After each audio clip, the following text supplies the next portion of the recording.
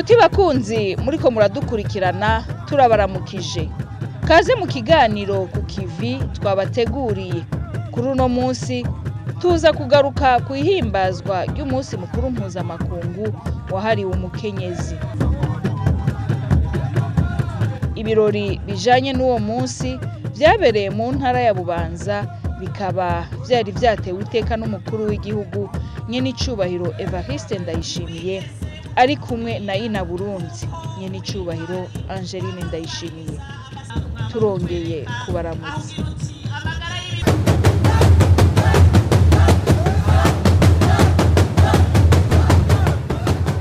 Ku munsi wa gatandatu igenekerezo ry'umunani ntwarante niho abakenyezi bo ku isi yose bari baramutse bahimbaza umunsi mukuru wahariwe agateka k'umukenyezi. Abakenyezi b'abarundikazi nabo nyene ntibari batanzwe kwifadikanya n'abandi mu guhimbaza uwo munsi ku civugo umukenyezi niwe nkingi y'iterambere, tumushigikire mu migambi igana ku mbona kazoza y'igihugu cacu.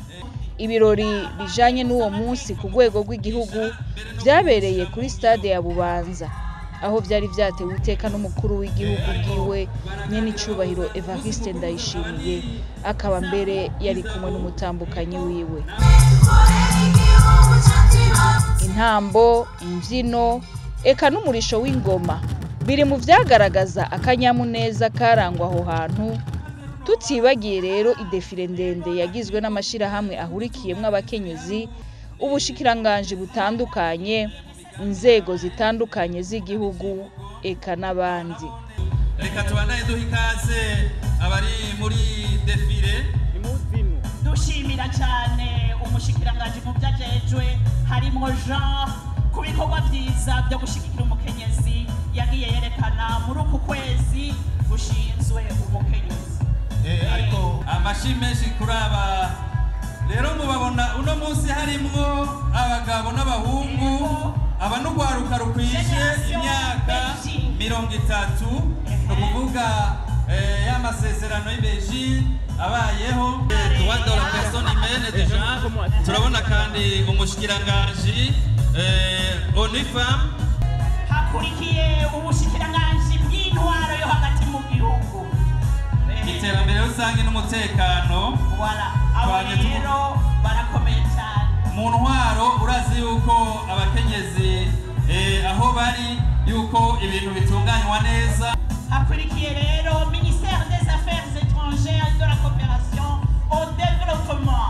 Ubushikiranganji rero hariya hindura bubona Jiriberi ni bwa bushikiranganji bufise cyane kurondera imigenderanire n'ayandi makungu. Abakenyezi amashi menshi kuri BIDF n'ukuri ni mureke inzigo. Ubushikiranganji bw'ikigega ca leta no gutunganya ubutunzi bw'igihugu. Amashi menshi ku nama nkenguzamateka baje bava kure hariya mu ntara nziza ya Gitega, mwakoze kuzinyuka. Nimutwenge rero tubone yuko muhaze kubera muri mugwa mukuru wa politiki.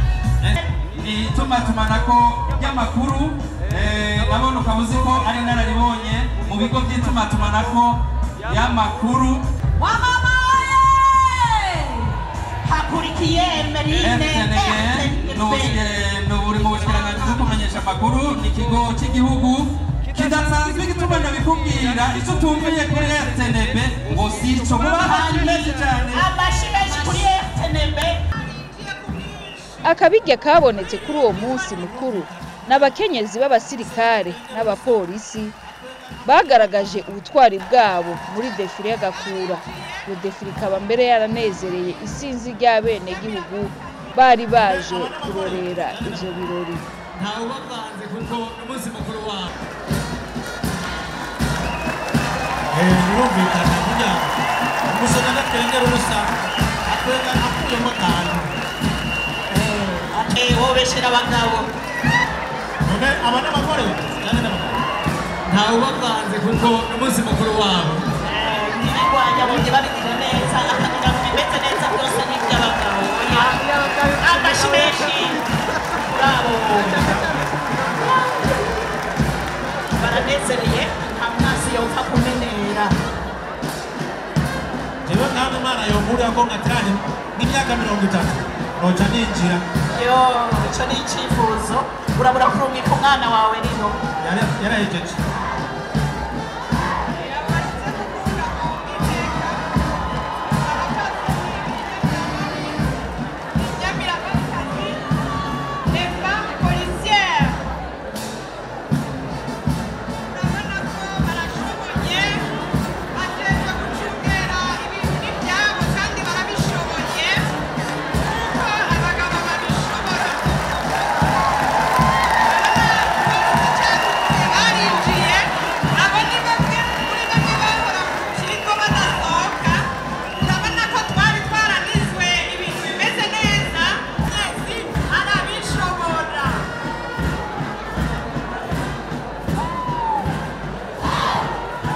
nuko rero mu kanya gatoya ya defile y'agakura irarangiye. Mu ijambo yashikirije Perezida w'u Burundi yabanje kwibutsa akamaro k'uwo munsi ati nakaryo keza na cane cane ku bakenyezi ko kwirimbura maze bakarabira hamwe aho bagejeje mu ruhara rwabo mu iterambere ry'imiryango ndetse n'igihugu. Kuri uyu munsi abarundi natwe twifatanije n'amakungu mu guhimbaza uyu munsi mukuru wahariwe agateka k'abakenyezi. Uretse mwebwe abakenyezi twese nakajya kurabira hamwe intambwe tugeze ko mu gushyira mu ngiro ivy'amakungu yose yiyemeje mu bijanye no guteza imbere agateka k'umukenyezi. Nakajyo kandi abakenyezi barose go gutereza amaso inyuma kugira ngo barabire hamwe aho bagejeje ikivi mu ruhara rwabo rw'iterambere ry'imiryango n'iry'ibihugu vyabibarutse. Uyu munsi mukuru muwusangire n'abanega banyu. Uyu munsi mukuru n'uwo munsi mukuru wo gushira isoni. Twarabibonye ko hariho abaca batakibanga. Ubu munsi mukuru koko kwirimbura nimwaba muriko mwikura kuya kuvyo mwakoze mu bupfasoni. Sebarundi yaragarutse ku gaciro kamye gahabwa umukenyezi mu Burundi kuva kera narindi. Ivyo ngo bikaba mbere biri mu karangamutima kamye kagenga abarundi. Twovuga ko mu gihugu cacu igihe mu bindi bihugu abakenyezi bafatwa nk'ibikoresho, mu Burundi umukenyezi yari afise icamaze kandi barakimwubahira. Abantu botahura ko ivy'abakenyezi bo muri Amerika, bo mu Burusiya canke i Buraya biyerekana basaba, mbere vyanatumye hashingwa irigerekerezo. Ivyo basaba biratandukanye nuko abarundi bari babayeho. Mu bisanzwe muri ivyo bihugu abakenyezi ntibari bafise uburenganzira bwo gutora indongozi, mu gihe aho iwacu abakenyezi b'abakirizi aribo bonyene bagena umwana azoba umwami, kuko ne bamuvuga ko yavukanye imbuto. Bisubiye mu Burundi umwamikazi yari afise ijambo rihambaye ibwami. Mbere twofatira ku karorero k'umwamikazi riri ku mutima, yarongoye igihugu mu kurindira ko umwana yagenwe ku umwami akura. Nimwe mwana bikurikiranye neza, niyo umugabo bamwatiye umukenyezi wiwe nawe nyene yaca umunyakirago. Ngirango no murabibona hamwe hamwe, murandabiye abapasitori batiwe n'umukenyezi wiwe aca yicara imbere. Ndetse mukurikiranye neza no mu maparuwase katolika ababikira barafise uruhara rukomeye mu buzima bwa paruwasi. Ivyo vyose murabibona, ariko nta na hamwe vyanditse, kuko biri mu karangamutima kandi kagenga abarundi. Umukuru w'igihugu yaramenyesheje kandi ko uyu munsi mukuru mpuzamakungu uhimbajwe mu gihe abakenyezi mu Burundi hariho ivyo bariko barasaba vyohindurwa bivanye n'ibihe tugezemo. kubwiwe ati turi mu bihe byo kwisuganya mugabo tudataye imico n'akaranga. Mu byo abakenyezi basaba byinshi bijanye no guhinduka tujanye n'ibihe tugezemo, ariko kujana n'ibihe ntibisigura guta ubwoko canke guta imico n'akaranga. Nihaba mu mico yacu twavuga ko umuhungu ari igikingi c'irembo, umukobwa nawe ari akarago k'abaraye, canke ngo umuhungu ni nyamuhora iwabo, umukobwa nawe ngo ni nyamuhora impinga, n'uno musi ntidushobora kubuza ko umukobwa aja kwabigwa ahandi, kandi aho yubatse niho iwabo mu migenzo y'ikirundi, naho yoba yapfakaye haguma ari iwabo, kuko indagano zo kwabirana mu Burundi n'urunywano hagati y'umugabo n'umugore, abavyeyi babo bana bose bakitana ba mwana. Ico ca mbere catumye umukobwa bamuha igiseke kugira ngo azagume afise ikimushika ngo agaruke iwabo kuramukanya, ngo ntahahebe agahenebere. Ariko naho umuhungu ari nyamuhora iwabo, ubu nawe nyene araja gupagasa agaherayo, canke akaja gushinga umuryango ahandi atari kw'itongo ry'umuryango. Ariko ikidahinduka muri kamere k'abarundi nuko umwana atorana ubwoko bwa se, ariko hariho ibindi bihugu umwana atorana ubwoko bwa nyina. Murumva yuko umwe wese afise akarangamutima kiwe. Ni nk'uko ubu ata murundi n'umwe ashobora gufatwa nk'umuja canke nk'umushumba. Umurundi wese ategerezwa kuronka haba. Nico gituma umukobwa atagiye kwabigwa adashobora gufatwa nka wa mukobwa wa kera yagwa mu gahundwe. Ubu umukobwa nawe yagumye iwabo, birumvikana ko ari umwana mu muryango. Kira noneho muri iki gihe birasanzwe, kuko igitigiri c'abakobwa mu gihugu kiruta ic'abahungu dufatiye ku biharuro vya rusasuma iheruka muri uwo mwaka w'ibihumbi 2024. Ivyo rero bituma dutegerezwa kumenya ko umukobwa ashobora nawe kuba nyamuhora iwabo, kuko mu Burundi amategeko abwiriza ko umugabo yubakana n'umugore umwe. Ikindi kibonekeza ni ingene igihugu cyo kwifata ku bana batabwa mu mabarabara batagira abavyeyi, hamwe rero n'abigeme batwara inda z'indaro bakanka kuvuga se w'umwana. Ikizira kikaziririzwa nuko haba umwana atagira se yamuvyaye, kuko umwana wese ategerezwa gutorana kwa se. Ni igitutsi gikomeye kuvuga ko umwana avyawe n'umukobwa, umwana w'ikinyendaro bomwandika kuri sekuru, kuko naho bitaniye nuko uwo mugabo yavyaye ku mukobwa wiwe kandi ari ndahiro. Nico gituma umwana ategerezwa kumenya se. Nitegeko kera abakenyezi bo ngaho hambere abakirizi, mu mwana w'umwigeme yatwaye inda y'ishushu ntibashobora kwemera kumwakira atabanje kuvuga se w'umwana. Ntimurondere ko bwari ububisha, batari bubahirije agateka k'umwana, kwari ukugira ngo umwana amenye aho azotorana, bamenye se ninde azotorana kwande. Murumva yuko ibigeze mu bihe turimwo ari vyinshi. Nuvuga ko turi mu bihe byo kwisuganya neza, tukabitunganya tudataye imico n'akaranga. Mbere n'imigenzo itari yanditse birakwiye yuko tuyishira mu nzandiko z'amategeko.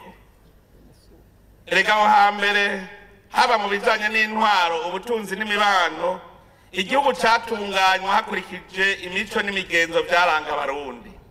Ariko uno munsi dufise ibwirizwa shingiro, amabwirizwa n'amategeko vyanditse. Ibitarandikwa rero nivyo bidutera ubuyega, kuko tutabikora kumwe mu ntara zitandukanye canke ku bantu batandukanye. Nico gituma nk'iki kibazo kijanye no gutorana gikwiye kwandikwa neza mu mategeko y'u Burundi, muri ya mategeko ryabwirizwa rigenga ingo n'imiryango birakwiye ko risubiramo tuza turavuga ikibazo ku kindi. Nkabasavye mwebwe abize ivy'amategeko na cane cane mwebwe muri mu bushikiranganji bw'ubutungane ko mwoterera muri ico kibazo. Hariho ibintu biri mu mico y'Uburundi dukwiye kwandika kugira ngo tuvyumve kumwe, niho tuzoronka n'akaryo k'ingene dushobora kubihanahana kw'ivyiyumviro tudaca hirya no hino. Ivyo ndabivuze kuko tumaze kubona ko hariho n'abikika mu kiza kugira ngo barenganye uyu canke uriya kubera ataho vyanditse. Sebarundi ntiyibagiwe gutanga impanuro ku bakenyezi abibutsa uruhara rwabo mu ndero y'abana mu gihe vyibonekeza ko hari bayinarugo bataye iryo banga ryo kurera. Mu bijanye n'imiryango naho tumenye ko umuryango ari igisata gikomeye mu gihugu cy'u Burundi. Nico gituma igihugu gitegerezwa gukingira iyo miryango. Murabizi twese turazi yuko urugo ari ubw'umugabo n'umugore kandi bategerezwa kubaka rukaguma bashize hamwe. Mu ngingo ya 30 y'ibwirizwa shingiro rya Repubulika y'u Burundi mu gace karyo ka kabiri abavyeyi bategerezwa gutunga no kurera abana babo gushika bashike mu bigero. Ico gikorwa gihamagarirwa abavyeyi bose, umugabo n'umugore. Ariko turabe neza indero y'umwana iva hasi kandi umwana avuga ururimi yose. Jewe ndemeza ko ku bibero vya nyina ariho umwana yigira vyinshi, kuko muze murabe neza umwana yonka araba nyina mu maso. Nyina kazoba umunyamujinya n'umwana azokura adatwenga. Vyumvikana yuko hariho indero ikomeye akura ku mukenyezi kurusha kuri se wiwe. Nico gituma rero umukenyezi yosa afise uburenganzira bw'amasaha yo kuja kosa umwana, ariko umugabo ntibavuga ngo aheruka kuvyara ngo baramuha amasaha ngo yo kuruhuka. Ubu rero turabona ko abakenyezi hariho abataye iryo banga ryo kurera. Urabanigira abana mu nda, uri ababata mwiyarara canke mwibarabara, mbere hariho n'ababatana base. Hariho uburenganzira umukenyezi afise, ariko hariho n'iteka ategerezwa kwama atengatiye. Nivyo urugo rugira babiri, ariko umwe wese arafise ivyo ategerezwa. Nawe ntibikwiye ko umugabo ariwe yigisha umukobwa wiwe ingene yo kwifata mu gihe ageze mu bigero. Iryo banga uburizi ni nyina, ni nawe azi ururimi abivugamwo. Umwana w'umwigeme yifashe nabi ntibaza kuvuga ngo se niwe ataco yakoze, bavuga ko nyina ataco yakoze. None uwo mukenyezi yoca avuga ngo umugabo ngo amutanye ikivi co kwigisha uwo mwigeme bibarutse? Nivyo abakenyezi mu rugo mwikoreye vyinshi, ariko hari ivyo mudashobora kudohokako dufatiye ku mico n'imigenzo y'ikirundi. Ariko kubera ibihe biha ibindi tukaba twarinjiranywe n'imigenzo y'ahandi, birakwiye ko muri iki gihe twosubira kwido nido tugatomora neza ingene twokwifata muri iyi minsi tugezemo. Tubamenyeshe ko uyo munsi kabaye akaryo keza ko gutanga amasertifika n'utundi tuganuke ku bantu bagera kuri 18 bakoze bigashimwa mu bijanye no gutsimbataza ineza n'agateka ku mukenyezi. Nino ngaha rero duciye turangiriza ko kino kiganiro ku kivi cyo kuri uno munsi. Mwakoze kubana natwe, mugira ibihe vyiza.